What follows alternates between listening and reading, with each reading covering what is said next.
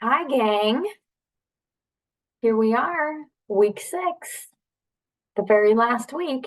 You're not done, by the way. This might be our last formal Zoom call together or by myself because nobody's on the Zoom right now, but that's okay. I've done 100 of these where my Zoom calls is just me talking to myself. So many of you are probably going to catch the replay, and that is all good. Or maybe you will jump on here late, and that is fine. Couple things. Oh, I just like to take a deep breath before I get on these sometimes. Sometimes I feel so talked out by the end of the day that when I get on here with you guys, I'm like, am I even making sense? Like, am I articulate? And like, so I meant to do my hair before I got on here, and the evening got away with me. I think somebody might be popping on here and might be coming to join me. Okay, I'm going to give it one more minute here before I start yapping at you. Hi, Anne. Thanks for listening in. Let me close out of some of this other stuff. So last weekend, you guys, super fun. So I had posted this inside the Reset group, but Tim hosted a whiskey tasting at our local gym, and it was fun because a few of you guys in the Reset came out and joined, and it happened to be a really fun night and a great turnout. And it was mostly like kind of a resort or that's not the word I'm looking for, like a networking event for Tim and him being a realtor and whatnot, but it was so much fun. So thanks to those of you who came out. Okay. So last official Zoom call right now. I know, Anne, you're probably just listening in right now. Maybe some other people will pop in and on and off throughout. My goal is to keep this around 30 minutes. So this is the last Zoom call that I'm going to do. The program is not over though, you guys. You still have another week. And hopefully you've caught on by this point that this actually doesn't end. You actually have to just take care of yourself and your health and do these things like forever. So hopefully that has been part of my message that has resonated with you guys, that there is no end date to this. This doesn't just stop. We don't get to stop doing the things that make us feel good. We actually have to just keep doing those things. So, oh, I think Carlene's jumping on here too. Late afternoon, say 4:30. So I'm gonna wait a second here. So next week, oh, hi, Carlene. So next week, there won't be a Zoom call like this, but I will be jumping on a Facebook Live to just do a little wrap up, just do a little review of what we've done, send you off, let you spread your wings and fly solo from here on out. Probably give you some words of wisdom. I think it's words of wisdom anyways. I don't know if other people really think they're words of wisdom, but I'm going to send you off with some encouragement, some resources. I did talk about maybe trying to pick away some giveaway winners on this call. I don't know if I'm going to have time, so I might just have to do it. I tricked you guys. I might just have to do it next week, but I've got some pretty good goodies. So Primal Kitchen, I don't know if I've talked about this before. I'm an affiliate for Primal Kitchen. So the founder, am I recording? Oh, yes. The founder of Primal Kitchen is Mark Sisson, and he is one of like the leaders in kind of this primal health, ancestral health space. And he created the coaching program that I went through to become a certified health coach. So he created the Primal Health Institute, and that is this institute that I went to for my certification. But he is also the founder of Primal Kitchen, which I think everybody's pretty familiar with at this point in time. But it's like a condiment, and he does supplements too. I'm not a supplement fan. I think you guys have gathered that at this point in time. I don't do supplements. But I can get down on a good condiments. But anyways, they sent me some goodies to give away to you guys. And then Elements, which is a electrolyte supplement. Of course, I just said I don't do supplements, and now I'm talking about a supplement. I do support electrolytes. I guess I don't really consider it a supplement because they're just minerals that are essential to life, and some of them are found in your body and all of this stuff. But Element also sent me some free boxes of the supplement powder that I will also be giving away. So stay tuned for that. So I think I'm going to do that next week. But anyways, I will also be emailing out a survey.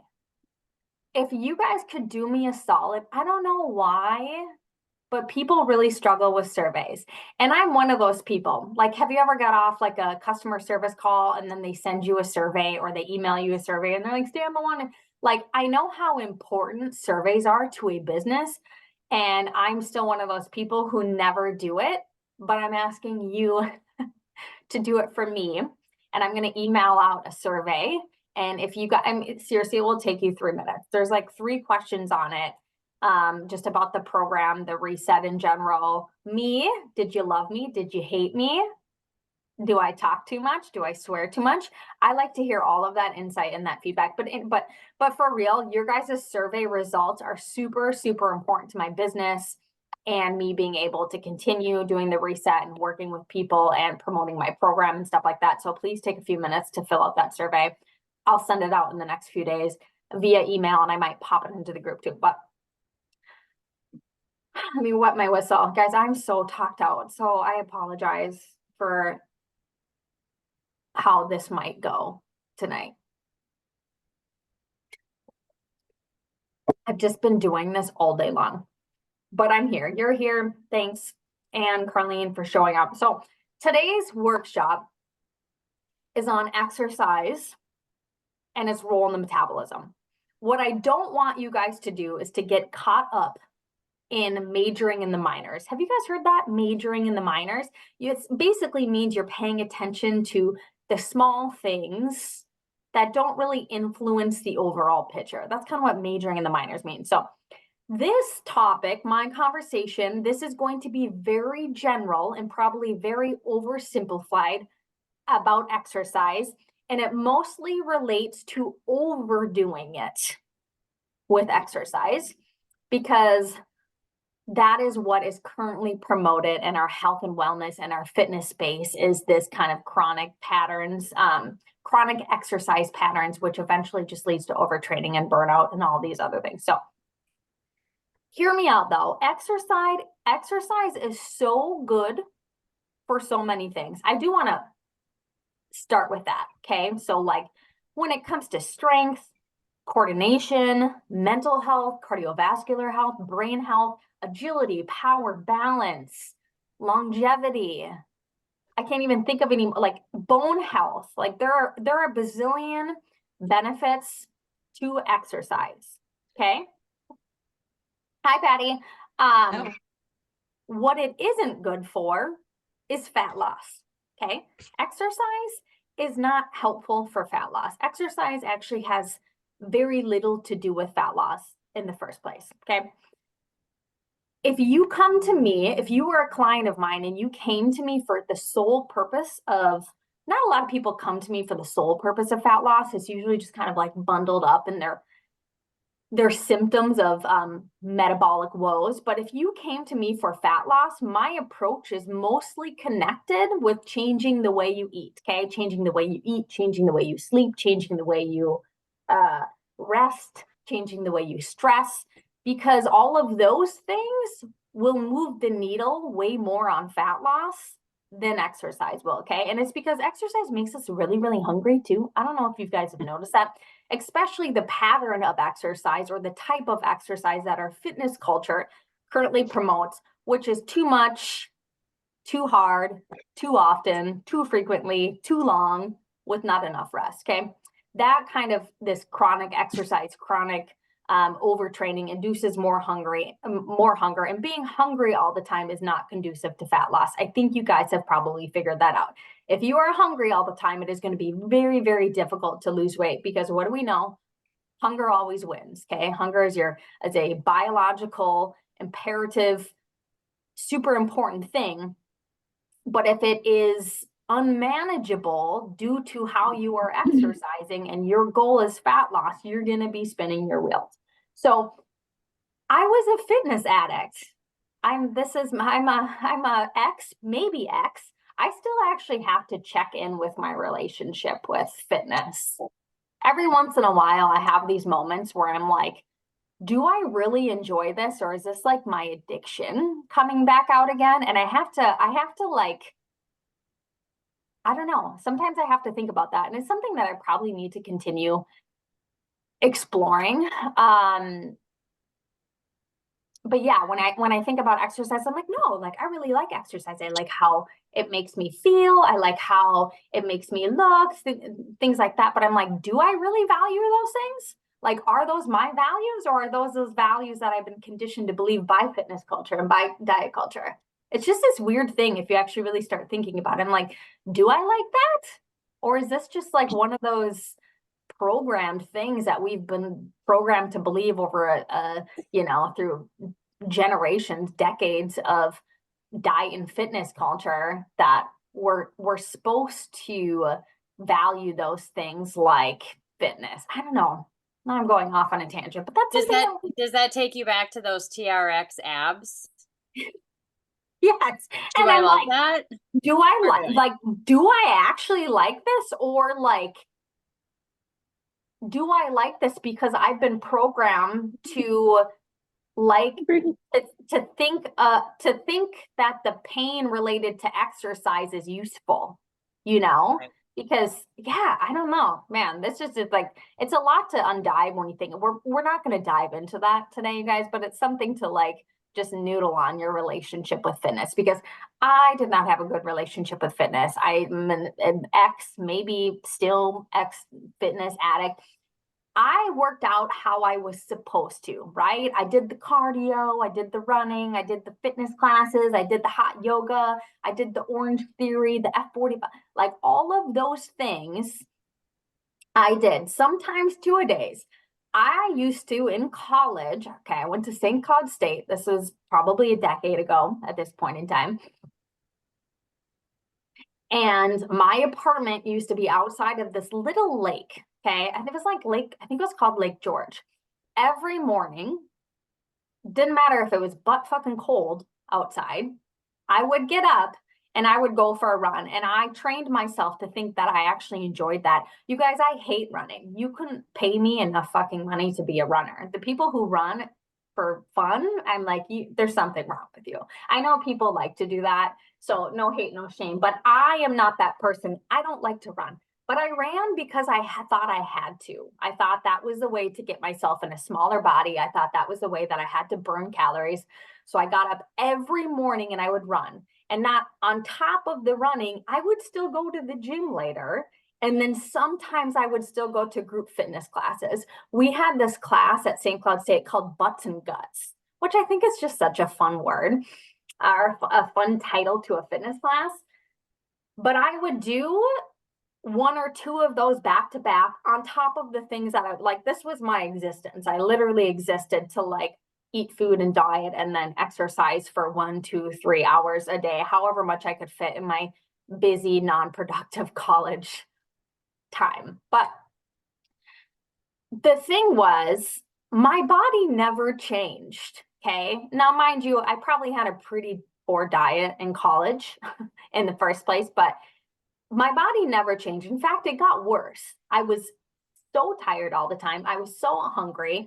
This was in the depths of my previous eating disorders. I think I've talked about like that as part of my origin story, was suffering through some eating disorders in college. But I was tired, I was hungry, I was sore all the damn time. And my body composition never changed. I was just like the skinny fat person. Like it wasn't a good look. So I overtrained for the purposes of shrinking myself, for losing fat, to burning calories, and it was completely pointless. But I thought like that was the message we're given in this current modern day fitness culture that we have, is that you should exercise to lose weight and to burn calories.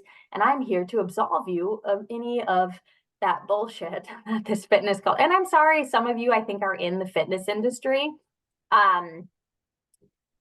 but we give a really poor message in the fitness industry, and we need to stop doing that. Now, I can get behind exercising and strength training for all of the reasons that I listed before.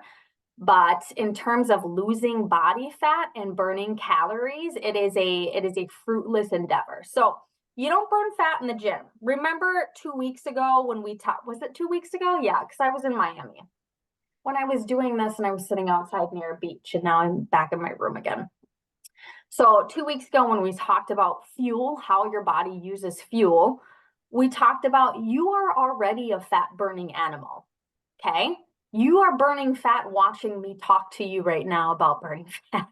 Burning fat. You are burning fat when you go out for a walk. You're burning fat when you go to sleep. You're burning fat when you're sitting and folding the laundry. Carlene is burning fat as she wears that hat right now. Like, you are already a fat burning animal. That is our predominant fuel source.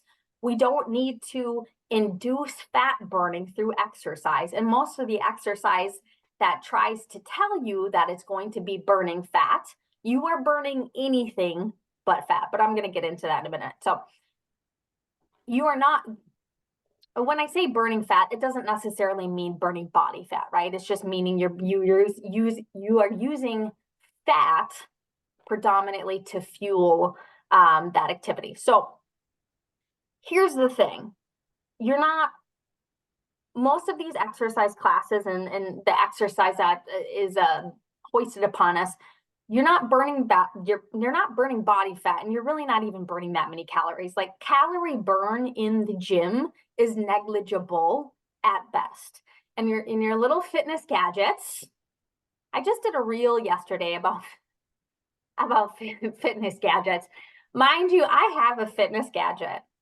I like make fun of myself a lot. I have an Oura ring, right? We have our Apple watches, we have our Whoop bands, we have our Oura rings, we have all of these things. Our little fitness gadgets that we are ridiculously obsessed with in our fitness culture are horrendously inaccurate at estimating calories, okay? Just, they're terrible. Don't even look at the calories on those things. You know what, you see this all the time online, and people, like, they go and they do their spin class and they come out and then they snap a picture on Instagram and they're like, "Woo, I burned 800 calories doing my spin class." Like, no, you didn't. Like, you didn't even burn anywhere close to 800 calories in your spin class, because those things are inaccurate, and we don't actually burn a lot of calories through exercise. We actually burn a majority of our, if we want to get down to the calorie talk, let's talk about calories for a second. So when we talk about where we burn most of our calories throughout the day, where most of our energy is burned, it's just doing our day-to-day life. So the acronym is for TDEE, okay? Your total daily energy expenditure. I barely use these words because they don't mean a lot in my space. But that is like the total amount of calories you burn in a day doing everything, right? Walking, eating, sleeping, moving, working, exercising, fidgeting, all of those things. That is where you burn a majority of your calories, not exercise. Exercise makes up like 2% of that. It's nothing. I'm talking about a couple hundred calories at best. And the thing is, if you are a seasoned exerciser, right? Like, you are somebody who's a frequent fitnesser, you probably burn even more less. People who are just starting out probably burn a little bit more, but your body eventually hits this homeostasis, right? We don't just keep burning and burning. The amount of calories we burn in a day is actually very, very tightly controlled by our metabolism, right?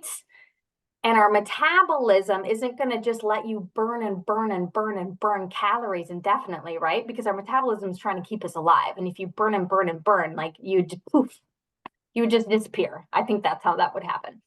So the amount of calories we burn in a day is actually really tightly controlled. And exercising to try to influence that number, to try to influence how many calories you burn a day, pointless. I'm going to do a post. I took my Oura ring off for a really long time. My Oura ring's back on. So the main reason I use it is this really cool, Oura ring. This is my birth control. If you care about that, that's why I use this, because it takes my body temperature, and I use a like a natural cycles like thing to just kind of like track my cycle. And this just makes it so much easier because it takes my temp in the morning and then sends it to my app and I don't have to do anything about it. So that's the main reason I use it. But I was actually going to do a social media post after I have this on for a couple more consecutive weeks about, and be diligent about entering in my exercise. And you'll see that like the total calories that I burn every single day, even when I have exercise in there, it doesn't change a lot. I mean, it fluctuates maybe like 1, 2, 3, 400 calories at best. But when you look at your overall daily burn, that's nothing. Okay. That like doesn't even move the needle. So we're so focused on the calorie burn at the gym, but it really doesn't even compare the needle to just like how many calories you burn just doing your day-to-day life. And then here's the counterproductive part. When we're so focused on the calories that we burn at the gym to the point where we're like suffering and doing these like high intensity black hole workouts every single day to the point where we're really, really tired, guess what ends up happening? It's like the active couch potato syndrome. We end up moving less throughout the day because we're so tired, right? We see that staircase and we're like, oh my God, like I'm not doing that. I'm not going to park away from Target. I'm going to try to get as close to the door so I don't have to take as many steps, right? Because we're so tired and exhausted from our exercise that we start moving less throughout the day, even though the calories that we burn just doing our day-to-day life is more important. You know what I mean? Like it's super counterproductive, but I don't think people understand that. So there are, by the way, don't get it. Tastes disgusting. There are 2 types of exercise that I want to define. Okay. So we have aerobic and anaerobic. Okay. Aerobic is like our cardiovascular workout. It's that like zone 1 and zone 2. I don't want to bore you guys with this, but bear with me here. So in fitness, there's zones. Okay. We have zone 1, 2, 3, 4, and 5 that refer to different levels of intensity of exercise based on heart rate. Okay. So aerobic is in that zone 1 or zone 2. It is low and slow. It is fat burning in nature, meaning your body is predominantly using fat to support that activity. Whether that's the body fat, whether that's just the fat that you have floating around, right? That the extra fuel that you have floating around in your blood, that kind of exercise pulls from fat. Okay. So anaerobic is like the opposite. Think of it as in the opposite. That's like that zone 4, zone 5. It's your high intensity. It's your like all out effort. It's your short bursts of like high output movements. Think strength training, think sprints, think like HIIT, like high intensity interval training, things like that. That falls into that anaerobic field, that zone 4, zone 5 mostly, where your body is predominantly using sugar. Okay, it's a glycolytic activity, meaning that your body uses sugar to support that activity. It's fast, intense movement that needs fast fuels. Think back to week 4 when we talked about fast fuels, sugar being a fast fuel, and slow fuels. That was like campfire 1, and then slow fuels, campfire 2, which was like your fat and your protein and your ketones. Okay. So we have anaerobic and we have aerobic, and then we have the in-between. Like the in-between is where most people who overdo it work out. It's where our fitness culture really pushes people to work out. It's very metabolically confusing. It's like the black hole punishing workouts that like leave you on the floor. You're like red in the face. You're like huffing and puffing. You can't breathe. You guys know those kind of workouts? That's the in between. This is where most people, or this is where most like fitness classes, like your Orange Theory, your F45, your boot camps, your body pump classes, that's where most of them fall, kind of in this twilight metabolic purgatory in between, where it's like too fast to be aerobic, but it's like too long and too hard to be considered like true high intensity. we ask our bodies to maintain this moderately too hard effort for too long. This exercise is like your zone 3 and your zone 4, okay? I don't want you guys trying to figure out your zones or anything like that, but I think it's just a good way to explain the types of exercises that I'm trying to explain. So this is like your zone 3 and zone 4 twilight, where metabolically it gets confusing how to fuel. Like your body's like, I don't know, like, should we be using sugar? Should we be using fat? We kind of need both, but I'm metabolically broken, so I can't really be metabolically flexible with this. You have to be very metabolically flexible to be able to handle these kind of workouts, okay? I'm on a different spectrum of metabolic health than maybe you guys are, right? Some of you are just kind of starting your path of like doing some repair work to your metabolism. I can handle some of those workouts every once in a while. I just went to the gym this morning and I died a little bit doing doing a workout. So in the CrossFit world, there's the CrossFit Open, and it's like a series of 3 weeks, or it's a series of 3 workouts that, like, when you're a part of a CrossFit community, you kind of do these workouts like all together. They're high intensity, they're hard, they're the black hole workouts. Okay, those are the exact. I did that today, but I do those maybe like once a week, maybe a couple times a week at this point in time. So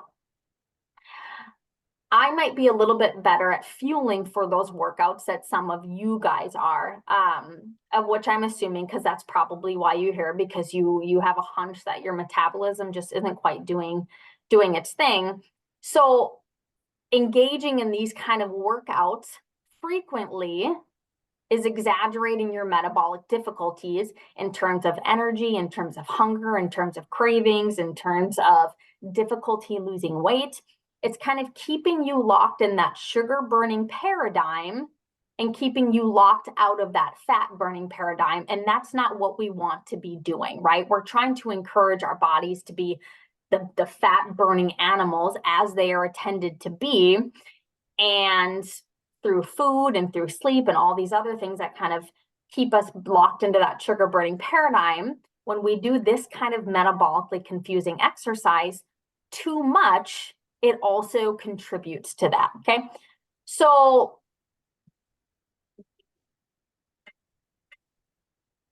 I also want to say, though, this isn't to say that you're like never gonna do these kind of exercise, or like never drop into like this zone 3, zone 4. Like take for example, what's a good example for this? Like if you were going for a hike, okay, and you were going up a big like long hill, your heart rate's probably going to go up to like a zone 3, zone 4, but it's acute, right? It's acute. You drop into that zone and you drop out of that zone. The fitness classes that we like to do, or those kind of workouts that explain that are very metabolically confusing, ask you to stay in that zone for like an entire 60 minutes or 90 minutes, maybe, or 2 hours. I see some women, so I am also a member at Experience. I see some women, and you know, they have like the body pump classes and stuff like that, go in and do like 2 hours straight of that. So those women are trying to maintain the zone 3, zone 4 metabolic twilight for 2 hours straight. Okay, it's just really, really hard on our bodies. So if you are this person who is killing yourself in the gym with that kind of too hard, too long, too black hole kind of workouts to lose weight and to feel better, you are rowing up a river without a paddle, okay? Don't do that. You're making it hard for yourself. So for those people who feel like they're in the overtraining side of this, I would ask you to peel it back a little bit. Like if you're going to like F45 freaking six days a week, maybe you do it like 4 and you trade 2 of your soul crushing workouts for like a long walk, a nice long walk instead. Doesn't that sound nice? And metabolically, it's probably more helpful for burning fat anyways, and I'm going to talk about that too. I was going to share.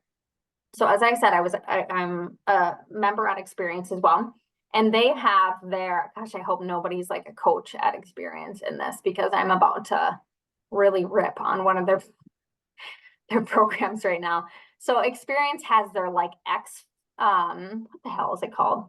XFit? Does that sound right? Does anybody have experience? It's like, it's their like boot camp classes, okay? And they have a program called like XFit. And every time I walk into the gym, they have this big banner up promoting XFit, and it's talking about like the workouts that you do and like the diet support that you get and stuff like that. And across it is like burn up to 1,000 calories per workout and torch that stubborn body fat, like something along those lines. And I just giggled. You 100% are not burning 1,000 calories in a workout, period. Nobody is. Like, it's almost like, I honestly think that would be physiologically impossible to do. And if we could do that and sustain that, nobody would have a problem with fat loss, right? Like, let's be like, rationally, that doesn't even make sense. But then the other part of that, talking about like torching stubborn body fat, you are burning anything but fat doing that kind, because that's like the metabolically confusing exercise that I just talked about, where it's just like too hard for too long, too often, blah, blah, blah, blah, where it is a predominantly sugar burning exercise, because you're going to be in that like zone 3, zone 4 when you're doing that class. You're going to be using sugar to fuel that activity. And again, there's like nothing wrong with that in and of itself, but if you are a metabolically broken person, that is going to be that's going to lead to more problems with you. You're going to be really, really hungry. You're going to be low on energy, all of these things. But it's misguiding. It's misguided advertising. And I don't like when people do that. Okay. You're not burning fat. You're burning through all of your sugar stores. And then you're going to go home and you're going to slam a plate of pancakes because you're going to be so hungry after you do those exercises, because you just burn through all of your sugar stores. And if you are a person who is stuck in that sugar burning paradigm, guess what? You're going to feel like you have to keep eating sugary, carby kind of foods to like replenish and feel like you're going to have energy. So don't fall for misguided advertising like that. And it's funny, I just had a call. Okay, so I had a client consultation call for working with me one-on-one months ago with this individual that I've known for probably 10 years. And I had another one with her today. She didn't pull the plug last time that we spoke for whatever reason, but now she was ready. And we were having a conversation about like just what she was looking for, why she needed my help, a little bit of her origin story, things like that, her relationship with exercise and diet, what she's currently doing. And I know her from my gym. We joined around the same time, and she's an exercise enthusiast. Like she has been for as long as I remember her. And she had this very like in our meeting or in our consultation together, she had this very like staunch realization. She's like, Brandy, I have been extreme working out, hardcore working out. She's like that boot camp person, like boot camp every single day, those kind of classes, those kind of group fitness classes. She's like, I have been doing this for 2 decades of my life and my body has not changed at all. She's like, I'm in the same fucking body that I was 20 years ago. And I was like, oh, like, and it was a hard pill for her to swallow. And I attribute a lot of that to the kind of exercise and the kind of punishing exercise that she repeatedly put herself through this entire time. And she did it to try to change her body, and she literally spun her wheels for 2 decades. And it was just really tough. So I'm really glad she just signed on to my one-on-one program, actually. So I'm really glad she does, because we've got some fixing to do with, my big wheelhouse isn't exercise, but I'm still qualified to talk about exercise. It's just not a huge part of the reset outside of me bashing the fitness industry right now. So anyways, just wanted to share that story with you if you resonate with maybe a similar story that she had. So here's the other negative thing about hanging out in that weird metabolic purgatory of exercise. It's stressful. It's really stressful on the body. You remember last week when we talked about sleep and how not sleeping at night is a stressor, because we are diurnal animals who are designed to be sleeping at night. And if we're not, our body assumes that something stressful is going on. Our body assumes that there's some threat in the environment that we have to be up for, whatever. It doesn't know that you're just simply not sleeping.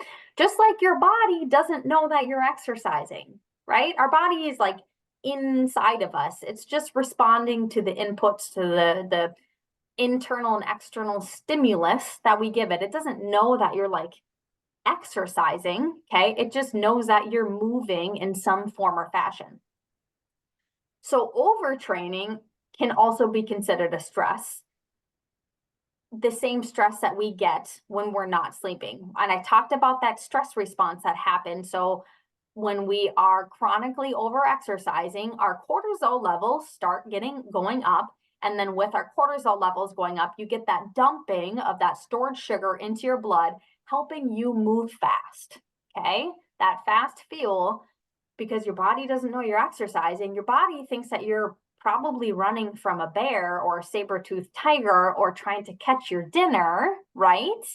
And it's just going to respond accordingly. So it's like, I don't know what the hell this animal is doing, but they've been running from a bear for the last 60 minutes. We're just going to follow suit. Yeah, our body's going to keep producing that stress response. It's going to keep elevating our cortisol. It's going to keep dumping that stored sugar into our blood to help us get away from that threat, even though the threat is our exercise addiction. Okay, it's very, very stressful. So think it. Trying to think where I want to go with that. Exercise. Let me start with this. Let me backtrack for a moment, actually. This is where I'm at, you guys. I'm all over the place tonight, so try to follow me. Exercise is inherently a stressor, okay? I do any form of exercise. The only form of exercise that does not raise your cortisol is walking, okay? Any other form of exercise is a stressor and will raise your cortisol, but that's okay. It's okay when it's done in appropriate doses with the appropriate kinds of exercise. What we don't want it for it to chronically happen, right? Does that make sense? So when we do like a true high intensity, all out effort exercise, like a sprint, that's okay stressor, right? It's acute. You're doing it for a short period of time, it's under control, and then you stop. So you tap into that sugar, and then when you're not sprinting anymore, you tap back into your fat burning mode. Same thing with like strength training is another good example of a good stressor. We momentarily stress our muscle out, right? We put it under a lot of strain, and then we allow it to recover, okay? It's brief. Walking, low and slow, another great exercise that does not cause stress to us. So, but the in-between stuff that I just talked about, not super great for metabolically broken folks. So now that I have told you how not to move, okay, I want to talk about the kind of movement that makes sense to our bodies, that makes sense to our ancient DNA, right? Because that's how I conceptualize health, is I have to think back to our ancient ancestors and their blueprints, right? Their DNA blueprint, their genetic blueprint. So this is the kind of movement that our body really, really likes. Number one, don't be sedentary, okay? We're not sedentary animals. All I want you guys to do is just be aware of your movement patterns throughout the day.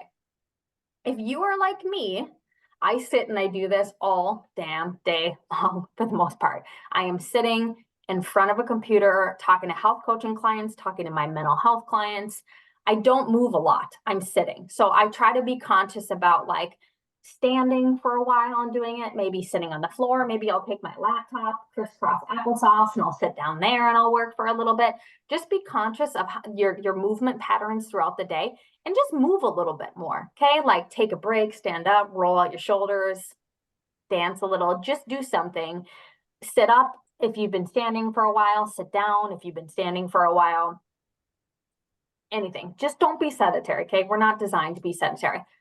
Number two, low level aerobic movement. I kind of talked about this. This is at like zone 1, zone 2, very chill kind of movement. This is humans' favorite form of movement. This is humans' favorite form of exercise.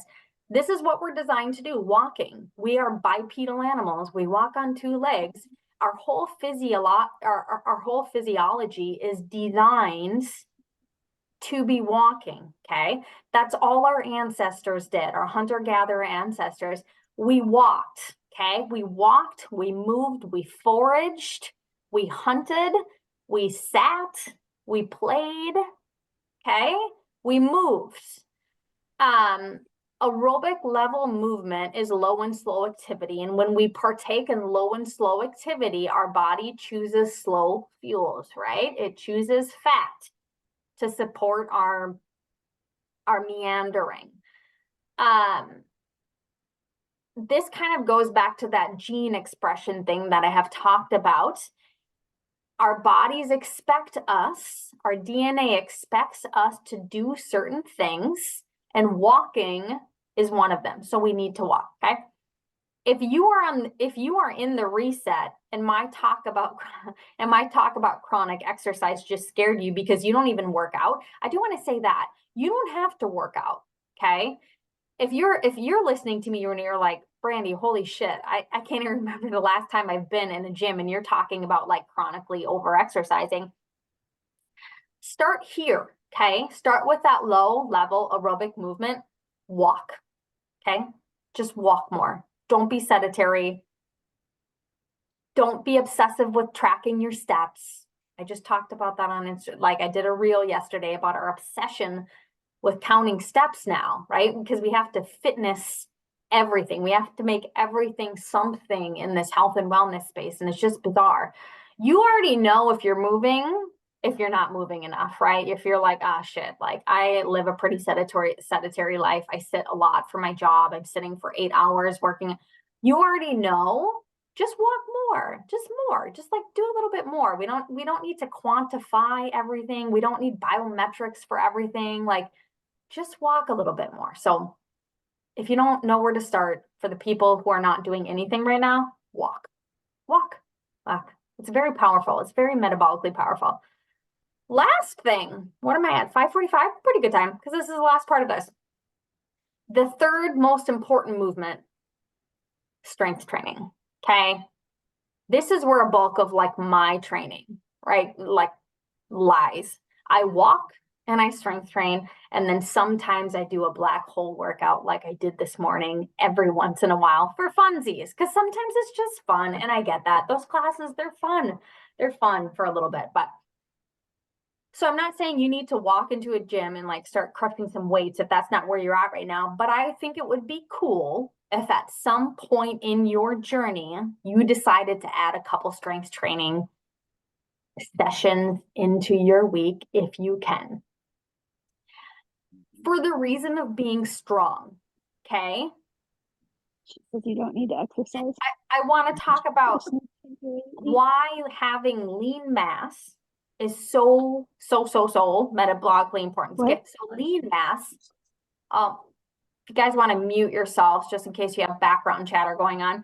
So lean mass, very briefly, lean body mass is muscle, it's bone, it's your organs, it's your tissue, it's all the good stuff, right? It's all the good stuff that we want to hang on to, that we want to build, that we want to maintain, and that we want to preserve into old age. That is your lean body mass. That's the good stuff.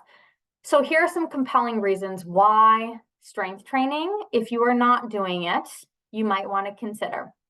Gene expression, I've talked about this a bazillion times, okay? I know it gets a little, I feel like a broken record sometimes, but I think the gene expression thing is a very important concept to lean into.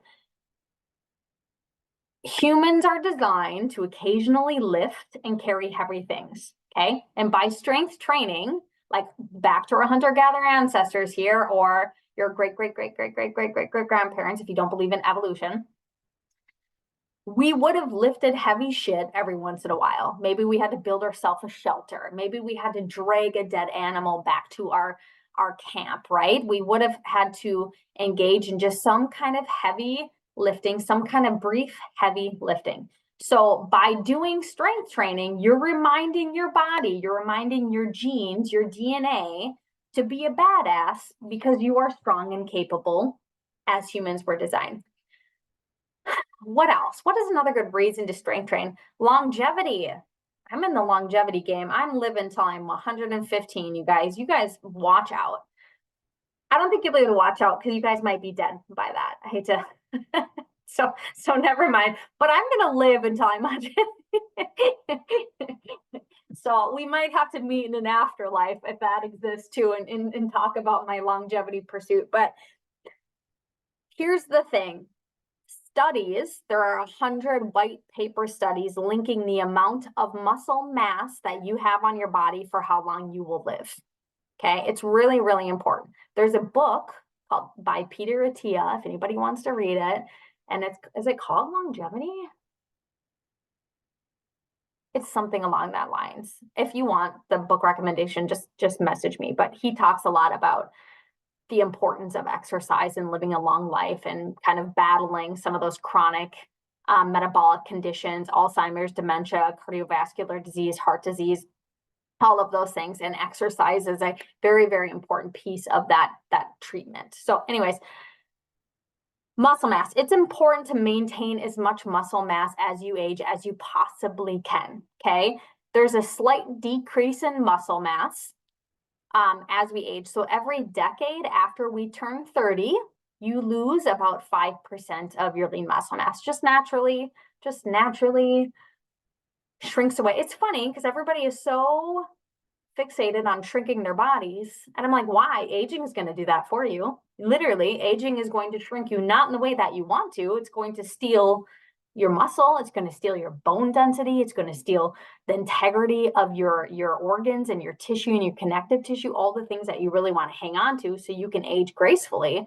So something to rethink when we think about like wanting to be small and shrink ourselves. It's like, that's going to happen and it's not going to be delightful for you. Okay. So anyways, longevity, muscle mass, the amount of muscle you have on your body is directly linked to how long you will live.